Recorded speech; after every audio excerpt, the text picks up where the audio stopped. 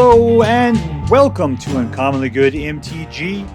I am your host, Dr. Yukon Suck It. Yes, thank you. Thank you, everyone. Yukon Suck It.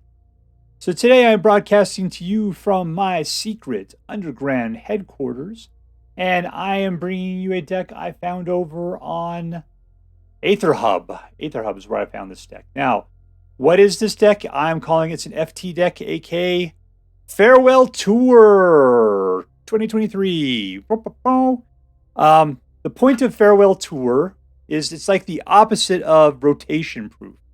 So in Rotation Proof, you start playing decks that will make it through the rotation that's going to happen in September. But Farewell Tour is we're going to play those cards that are going away in September because, you know, we're standard players. We love playing standard. We stand with our cardboard brethren. And when it comes to September, these cards are going away. They're not going to be part of standard any longer. And so by playing these cards, we're able to go back and remember how great they are and get at least a few more weeks in of play before we never see them again. In this case, we are playing Orzhov Control. Orzhov is white and black. And then control means that we're not going to let people do stuff if we can help it. When it comes to white and black, that usually means board wipes and creature kill over and over again. Some like temporary exiles, that kind of stuff. Now, just in case you're wondering which sets are being rotated out come September, it is Zendikar, it is Strixhaven, it is the Forgotten Realms, and it is... what is it? There's number 4 is something else. Let's see if I can find it here. Forgotten Realms, Zendikar, Kaldheim. Kaldheim's the last one. Valkyries of the Winter. All right, so let's take a look at this deck. Let's see what's in it, and then we'll take it out to play.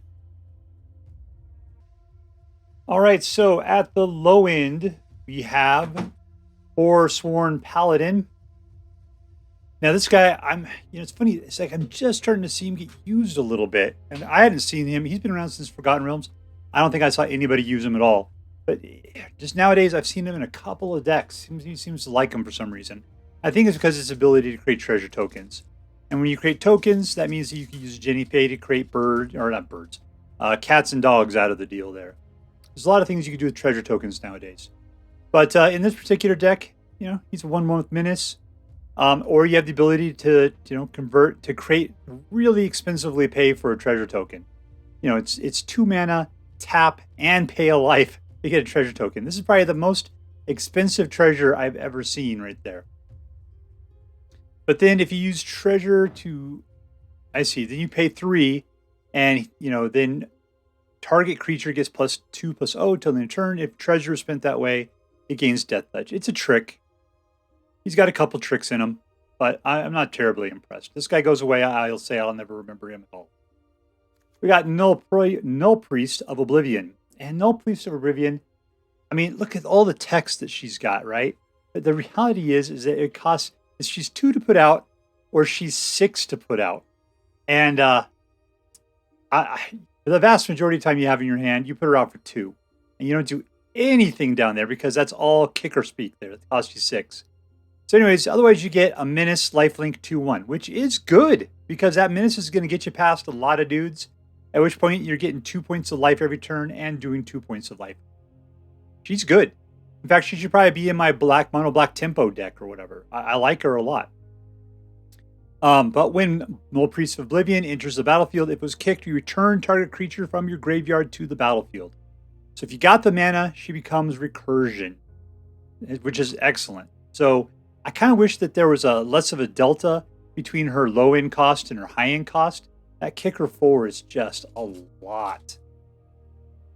We got VALKI, God of Lies, who you really can't play the Tibalt part of it unless you're creating a treasure token with your Forsworn Paladin.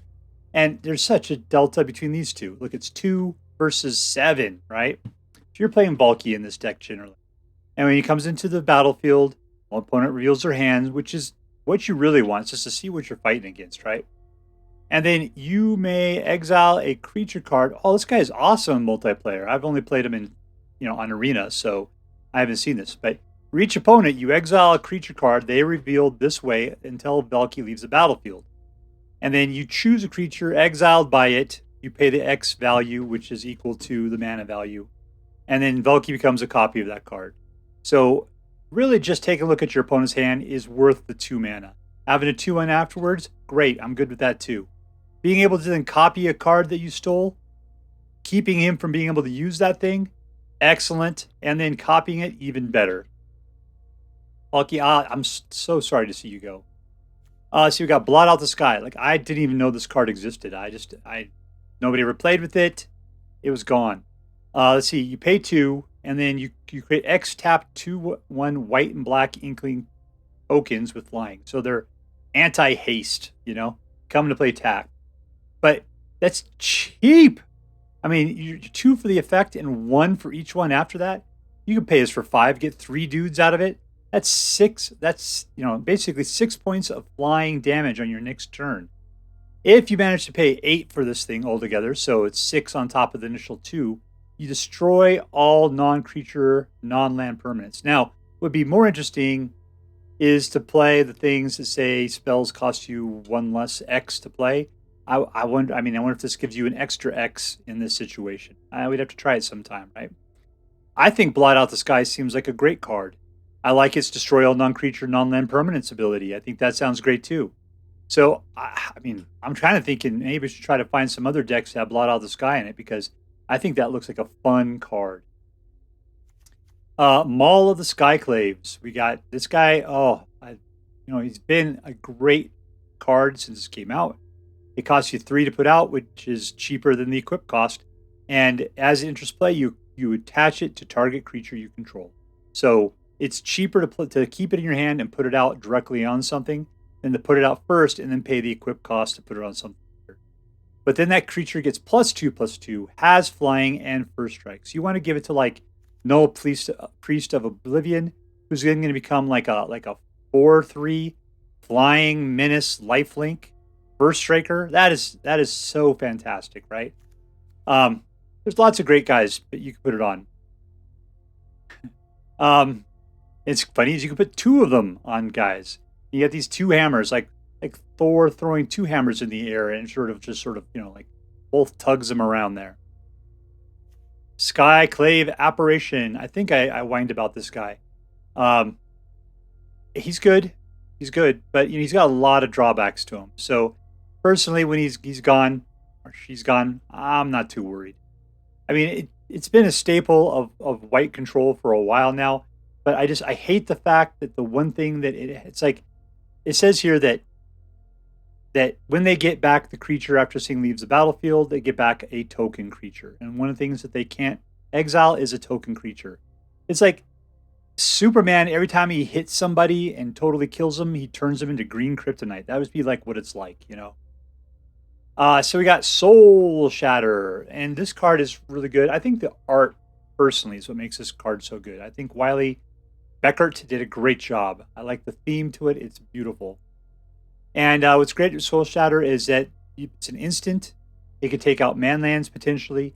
It's just that, and plus the opponent has to sacrifice a creature or planeswalker. So therefore, it's like the sacrifice gets around a lot of like things being indestructible. So like shields don't matter, nothing like that. Your opponent's sacrificing something. Unfortunately, you don't have a lot of directional control. But taking out the thing with the highest mana value is 90% of the time the right move anyway, and so that's cool. You just gotta accept it for what it is. Starnheim Unleashed. So yeah, if you pay this thing for 4, you get 1 angel token. If you foretell it, then you could I usually wait till 5. If I'm plowing through mana, I get like a good 7. That's great too, because at 5, you'll get 2 angel tokens. At 7, you'll get 3 angel tokens. So for every 2 over that, it's another angel you're putting out. So it's nice that you have the flexibility on this. Purely if you just had whatever it is, 3 mana, you could put out that 1. But then, you're paying 2, I guess 2 and then 3. You get it out before the 4 potentially, just so you can get your angel out super quick. We got Baleful Mastery. And nobody plays this card anymore. I guess there's just, other cards that are better. Exile, target creature or planeswalker. I mean, that exile word really counts for a lot. There's a lot of things that you could kill, but then they come back. But just think about Transience Kami. If you destroy it, then you destroy another enchantment, and Transience Kami bounces that back up to their hand, and they're just putting it out again. But if you play this, you exile it, you're not seeing that guy again. It's gone.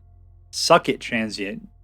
And like the underdog, the boxer guy, that guy doesn't come back. He is gone. Baleful Mastery takes care of it. And you know what? You're giving them another card if you play it for 2. Big deal. I'm good with that. You pay 4? Sure. So, it's a lot like Blood Chief's Curse, except for that just does destroy. This does exile. So Baleful Mastery is a great card, and I am sorry to see you go, and we should really be playing with you a lot more. We got Doomskar. Man, the whole world is going to be gone without that. Destroy all creatures and foretell. I mean, you can play this thing for 3 mana. I mean, really, you kind of want to wait till the board's a little flush. But if things are going way too fast for you, this will really put the brakes on things. And I am sorry to see you go, Doomskar. Lastly, Shadow's Verdict. And right now, I think Shadow's Verdict is back to being a great situation because there's so many low mana value creatures and planeswalkers that are hitting the board, like Obnixilis, right? And this card will take them all out. Take them all out, and it exiles them. That's the other great thing. And it'll go through the graveyard and exile them out of there too. So it does a good job of cleaning up the board and taking things out. I mean, it's going to take out all your flyer guys. It'll take out VALKI. It'll take out Forsworn Paladin. But it'll keep, even your angels. So you got to watch out because, yeah, it'll kill every creature you have as well. This is death for every one of your creatures. But, as a Hail Mary, things aren't going too well. This will slow things down and let you recover. Yeah, we got Cave of the Frost Giants, Frost Dragon. So there's one in there. That is it. Your 1-man land. I'd probably put 4 in here if I was redoing this deck myself. But because, with all of the creature kill, everything going on, a lot of times everything you got dies. It's your man lands that end up winning the game for you. So I'd try to have more than 1 man land out there. We've got regular plains, regular swamps. We got the fast duels right there. And we got these stupid ass snarls. And, I never liked them. Because it seems like half the time you're trying to play with them in the early game, maybe you don't have a basic land with you, and so you have to play them slow. But then generally you play all your lands out, and then you only have 1 land in your hand at a time. Being this one, you're playing slow lands in the late game. There's no reason for that. That is just so stupid. So I am looking forward to this being gone. I'm glad that nobody plays with the snarls anymore. It's just not worth it. So we got nothing in the sideboard. This is the deck. Let's check it out and see how well it does. All right, we're playing against Obsidian. Big belt there, fat man. All right, we got 3 mana, looking good. Got enough white to play what we need to play here. We'll keep it. Bonus going first. Yeah, these snarls, I didn't really like them. I mean, they're supposed to come out fast. They're just such better land than this. Let's put it this way. I'm not sorry to see these go. I just don't really care about them whatsoever.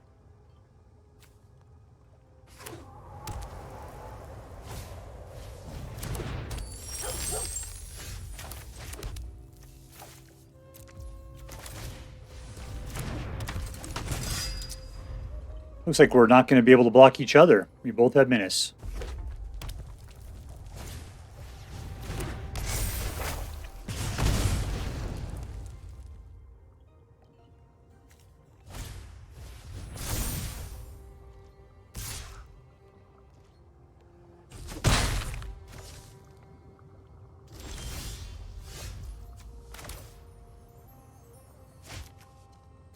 Ooh, that is a black. I gotta play the double white though.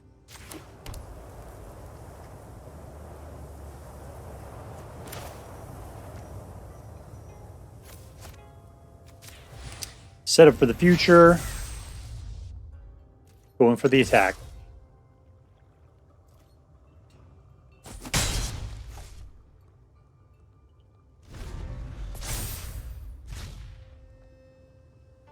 See, because the Skyclave Apparition can take care of Goldhound.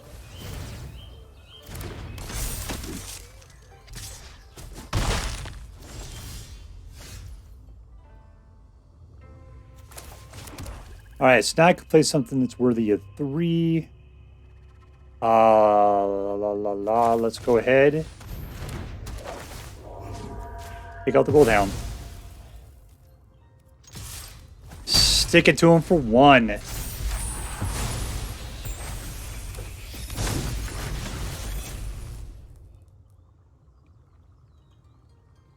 Got 3 mana. I want to get to at least 5 for Starnheim. Kind of need to bait the field here. Then I can try to get the Doomskar out of here. I should probably play out on my next turn.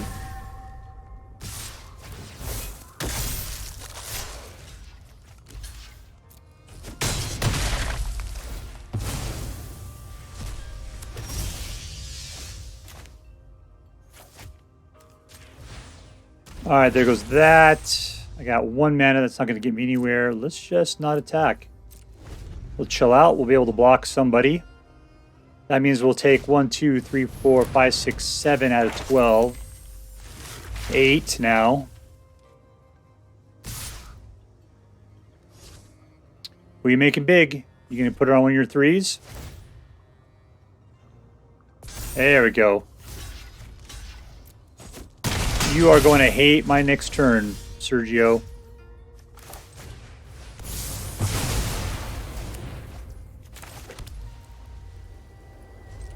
All done. Alright, so what I got? I got Nullpriest. I need 6 to be able to bring something back from the graveyard. I can still kill that. That makes me feel better about my life. Boink! And a 1 for a Forsworn Paladin. Come on, 1 more mana. Not for you. Magic is easy when they get what you ask for. Not mana. Alright, let's cock that shotgun. We got 1, 2 left. Let's go for the Nullpriest. Without the kick. Something tells me we're never gonna get there. If I get 5, I'll be just floored.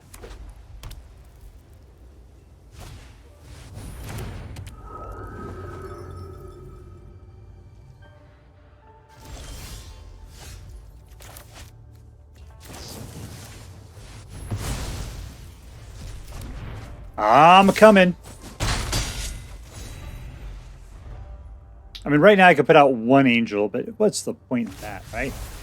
Hoop and spirits with haste.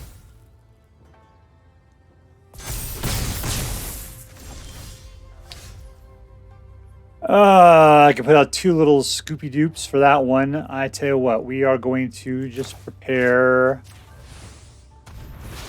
And then let's, what does this guy even do? Send in the lifelink guy.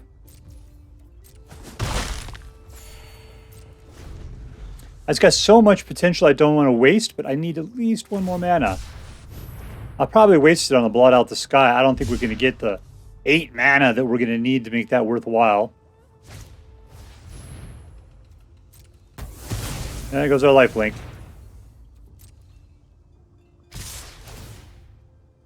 My guy dies, you know what's going to happen?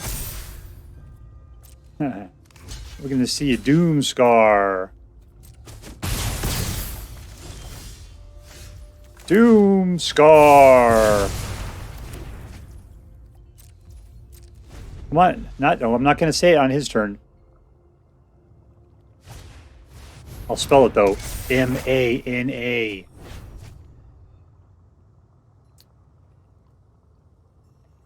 Shadow's Verdict wants to talk to those aspirants up there.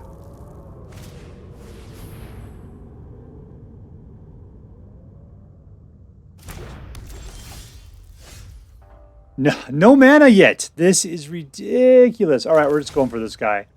1, 2.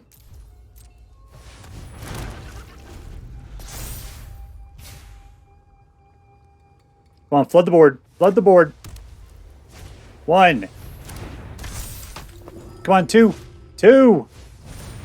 3. Come on, 3. Go for the third one. Thank you.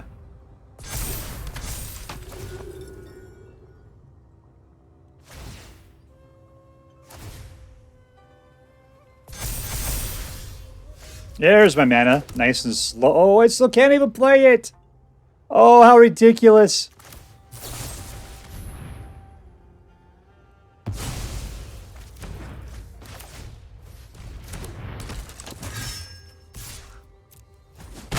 There we go.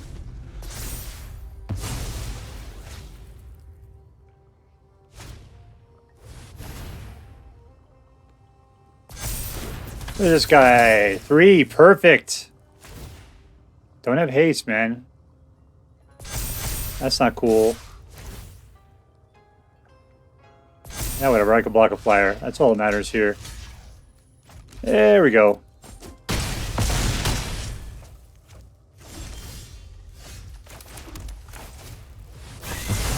Smoke. Yeah, I'm going to cast Starnheim Unleashed with 0 other mana. Okay, what do I got here? I've got 1, 1, 2, 1, 2, 1, 2. I cast this thing 4, 1, 2, 3.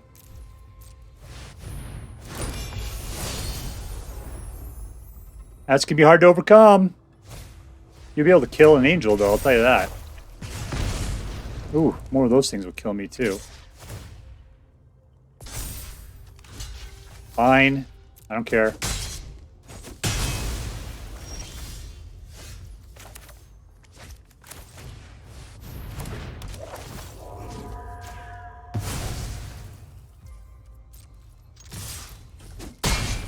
There we go.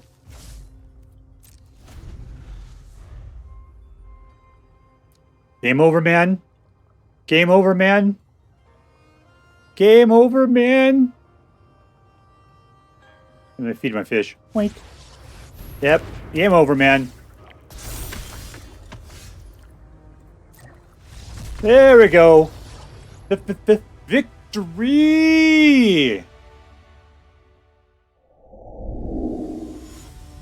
And we're playing against Lalonches. Lalonches. Got 3 mana. It looks good. A little bit of VALKI action there. Let's keep it. 1. I know it's going to happen on number 2. 2. Let's see what we're playing against there. Hero's Downfall. That's not going to go over very well. It's a little. It's got a. Has he got the mana? He's got the mana for it. No, he needs 2 blacks. He doesn't have that. Unless he just drew it. Is that going to cost me 5 to put that guy out? And he got the second black. Good for him.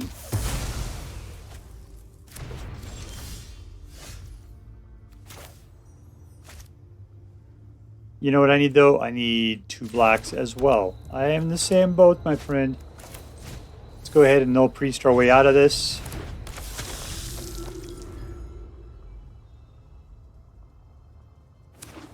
You're going to Hero's Downfall the Nullpriest? Nope, you're going to just make it to where the amount I deal is the amount that you gain. Problem is, you know what I can do with that? I can take it out with a Skyclave Apparition. Boink. Yum, yum, yum, yum. All attack.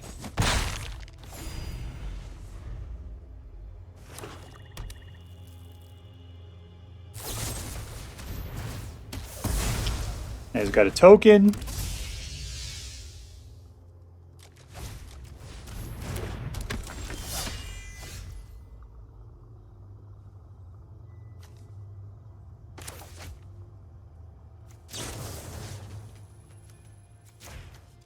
That guy can exile.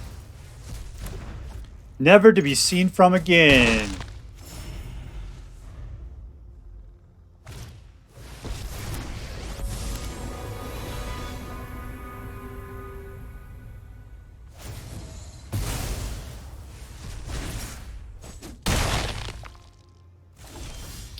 What is your 5? All right, here we go. Never to be seen from again.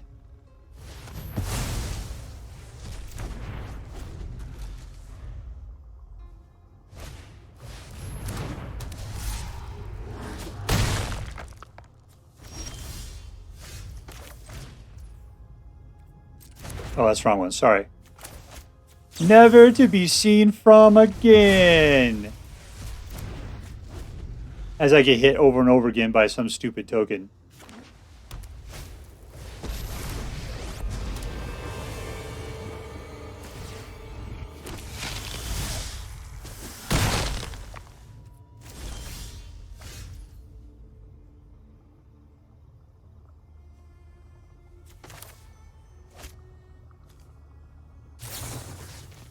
Never to be seen from again. I think that's all of them. Yep. That was 4 turns there. Quite interesting. I just need another mana to be able to take out Shadow's Verdict. Because I've only got half... I got twice as much life as what he's got there. Skyclave can't really help me out there.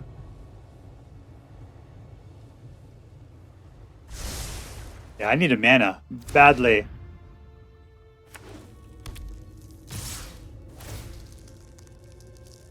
Come on, mana, mana, mana, mana, mana, mana, mana, mana, mana, not mana. Oh, too slow, too. Dang, what am I going to do? How am I going to strive through this one here? I've got to put out this guy.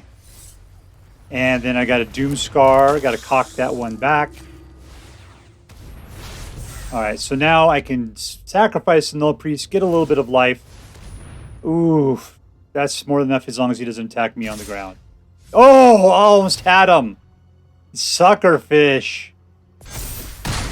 Oh, that sucked. So close.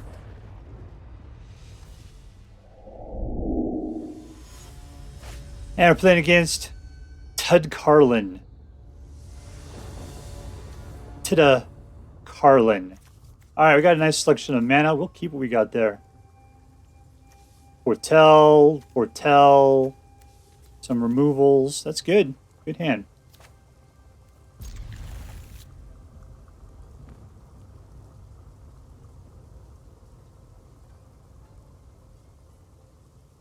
Don't be on the same party line as my fish.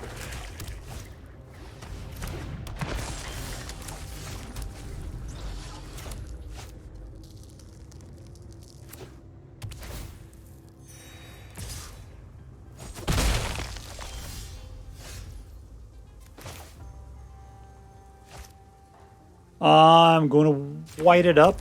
We're going to put out a little bit of the Doomskar. That way I can potentially play it next turn if I have to. This won't go off till 5. Keep at it. Scratch at me with your little claws. We'll play the black for 3.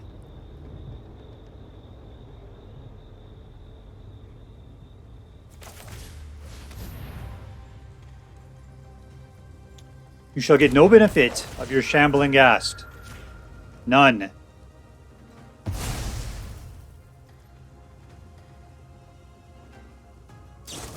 Boy, he's got manland for days there, doesn't he?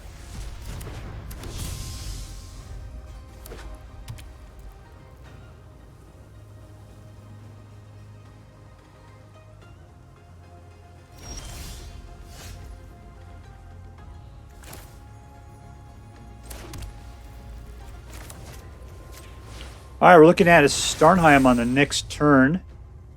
I do not care enough, unless it's he puts out something awesome, to take out a 1/1 token. Got enough to activate a manland at this point. That's something I'll take out. Instead he plays Celestis. Soul Shatter is a good thing for taking out manlands too. Of course, yeah, it goes off of what creature with the greatest, highest mana value. And neither of them have mana values. Alright, here we go. 1, 2. You gonna wipe the board? You gonna meat hook massacre me?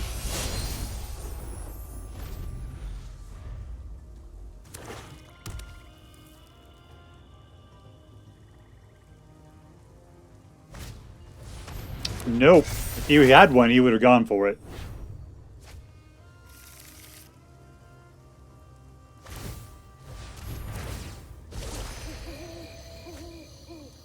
You don't know that my angels don't werewolf out?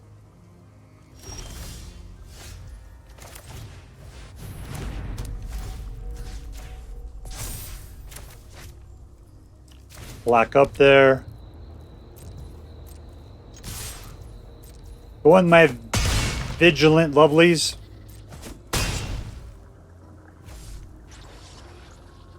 Alright, we're good.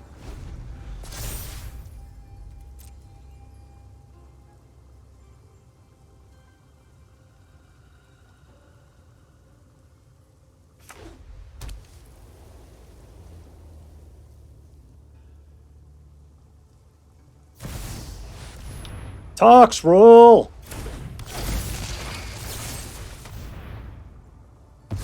And he doesn't live long enough. It's another.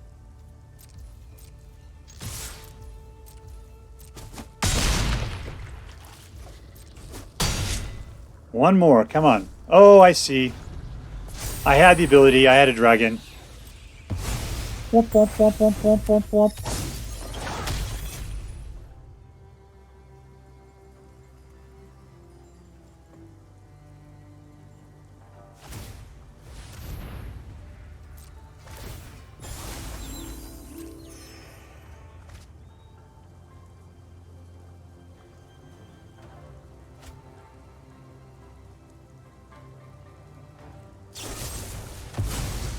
And he's going for it. And we win. Victory, victory, chicken victory. All right, so here we are with yet another farewell tour deck, Orzhov Control. And let's just take the time to take a look at what great cards are going away and ask ourselves, like, why haven't we been playing some of these cards for the last, 6 months or so? They've been around for a year. Sure, you get a little tired. You want to play some new stuff. But there is some great cards in here.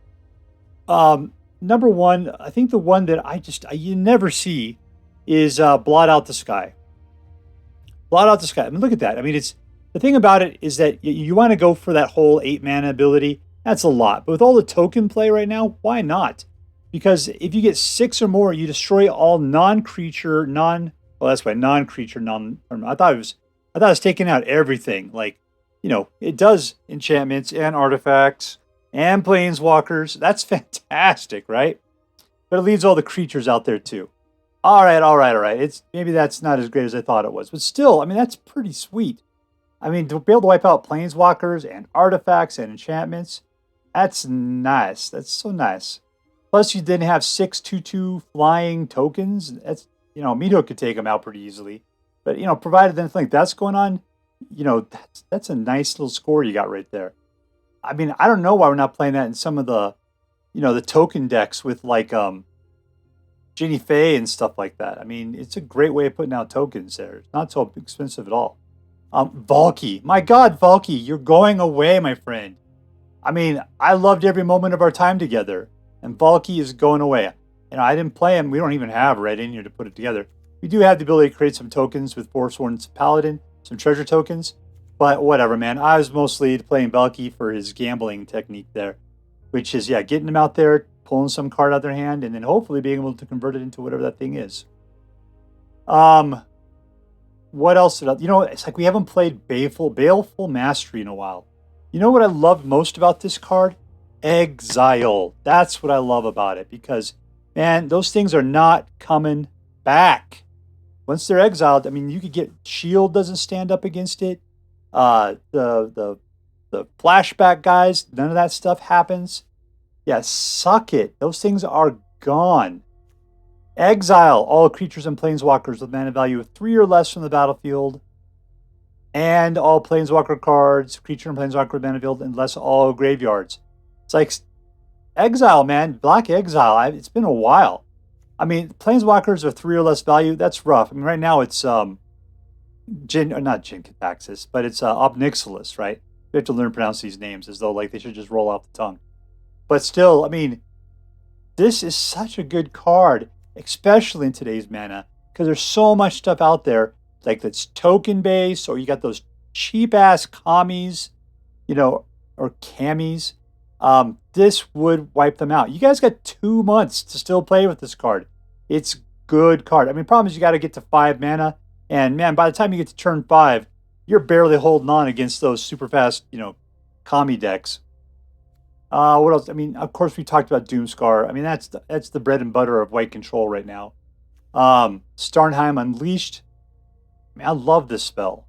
I kind of like the one better, but it's 7 and everything. Where you get 2 angels, and then everything becomes indestructible. All your non-creatures.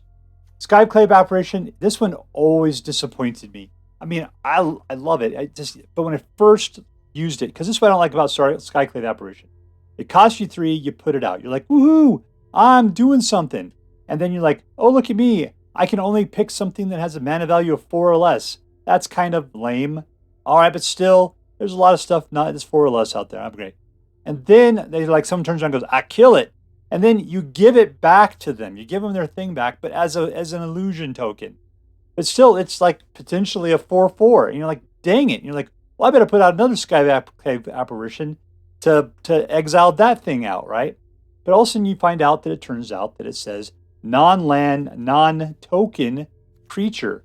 So this guy is hamstrung in so many ways. All the different ways that he cannot exile stuff. And it's just like, man, really? Just because he's like one thing cheaper than most of your creature-based exile guys, that he can't do like 1,000 things, and he gives back the exact thing that screws you over. But still, he's got, once you recognize that that's a problem, I like the idea that I'm taking good cards and converting them into shitty tokens. That's usually pretty okay with me. At least it buys you time, right? Soul Shatter. I mean, it's not very directed, but it's an instant. And it takes out the creatures with the highest mana, but it's not power. So, I mean, at 3 mana and it's an instant and they have to sacrifice it. So no matter, it's got a shield counter or whatever's going on, they got to sacrifice it. It's their choice. But then they also have to sacrifice the highest mana. Usually it works out great. That's exactly who you're looking to take out. But thing is when it comes to like manlands, that manland better be the only creature they got. Any of your tokens have exactly the same mana regardless of or mana cost regardless of how big they are. So it's a little shotgunny, right? You just don't have the ability to aim this as well as you'd like. But it has its place. Maul of the Skyclaves. It gives them flying, first strike, and 2/2. That is so much. Plus, when you pay 3 to put it out and it just slaps right on there. You don't even have to play the equipment cost. It's cheaper to leave it in your hand than it is to put it out. And then pay 4 to attach it to something later on? No way, man. So yeah, Maul of Skyclaves, I am disappointed that thing's going away. So wait a second, Cave of the Frost Dragon? Yeah, man, our manlands are dying. Oh, I hadn't realized that. Or maybe I did, but for some reason I forgot, and I'm back to it again. Because I love manlands. I love them. And yet, they are going away. Oh, man, that is just such bad news. I'm glad the Snarls are going away. I hate these pieces of crap. It's just, why do I have to play that? I mean, sure, you can play them fast, and it's a dual land. But I like the other ones better, where it's just as long as I got 2 cards out, I can play it fast. That's fine with me. Having to reveal stuff and everything.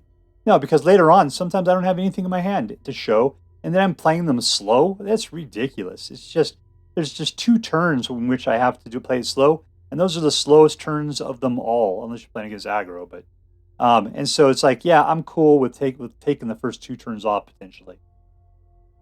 Let's talk about the deck altogether. I mean, this is control, right? And it controls. It's a little, unfocused because of the fact that they have to sacrifice a creature. This one, they get a card back. And this one, they have to mana value 3 or less. But at least you got Doomskar in there, right? Doomskar. You got a little bit of graveyard recursion, provided you can get up to 6 mana. Mana's not really strong in this deck. You're not really building it super fast. But if you get to 5, you can pop out a couple of Angels, and those guys are always hard to deal with. If you get up to, no matter what, you can pop out a bunch of these Inklings, and 2 or 3 of those running around flying at, that's like 6 points of flying damage. That's good, provided you get those out later in the game when people aren't really wiping things out as much. So overall, this is a great example of an Orzhov control deck. There are some great cards in here that I'm going to miss, and I had a lot of fun. So let's just talk about it from a rating perspective. Is this deck competitive? I wouldn't call it competitive. I'd say it's a good deck. I'd say it has some abilities to win, but I wouldn't call it competitive per se. There's a lot more tricksy stuff out there right now, and this one just doesn't have the muscle or the big fangs to destroy at any particular point. It's a good control deck, as in you control, and provided you kept everything pinned down, then you come in with like Cave of the Frost Dragon or maybe the Angels from Starnheim Unleashed, and you win, right? But you don't have anything in the middle where potentially you're just like Hullbreaker Horror, and then everybody's like, oh my god, Hullbreaker Horror, or Toxrill. Those are some beefy guys, and I'm sure there's some better stuff we can put in here. But this particular deck just says, look, man, we're just going to control and exile as much as we can. We're going to have some little dudes out there that are going to do some stuff potentially, some chump blockers, maybe some life gain. But at the end of the game, we're just coming in there with some mid-level strength to finish you off because you're just going to be laying there exhausted, unable to do anything. It's a rope-a-dope deck, right? So the question is it fun? And I got to say, to me, this is one of my favorite kinds of deck. Orzhov control, I love it. One of the reasons why is because I like usually it's the life gain that white provides. In this case, there's not any life gain here. Life gain, the white's providing you with exile, and this is like full-on board wipe, a couple of Angels, and Maul Skyclaves is just a good roundabout bump, right? And then black does all of the I'm going to wipe the board, take care of individual creatures, that kind of stuff. It's funny, black is providing us the life gain in this situation. Weird. Weird. So we went through fun, we went through competitive. Lastly, is there a theme? No, there is no theme here. There's no theme other than, creature kill. And that's not much. I mean, as far as the theme is concerned, because you got Soul Shatter, we've got Baleful Mastery, we've got Doomskar, we got Shadow's Verdict. So that's 4 cards. We got Skyclave Apparition, which is technically control as well. VALKI, God of Lies, kind of control. You see, both of these give their stuff back, if they get killed, or at least something back. So they're kind of half-assed controls. And, they are what they are. But they're both fun in their own way, and they work. It just doesn't tie into the theme of like super clamped down control kind of situation. So anyways, I'm not going to give this a theme point. So being that it's fun, it's okay. It's not necessarily competitive. I'm going to give this deck a B+. That's where I'm going to put it at. Because it's not very themey, not super competitive-y, but it is a fun deck, and I would definitely recommend playing it. So if you take my recommendation and play it, I hope you have as much fun with it as I did. That is all for now. If you enjoyed this video, please make sure to like and subscribe.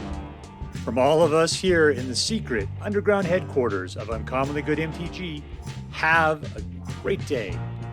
In the words of my people, may the force be with you always.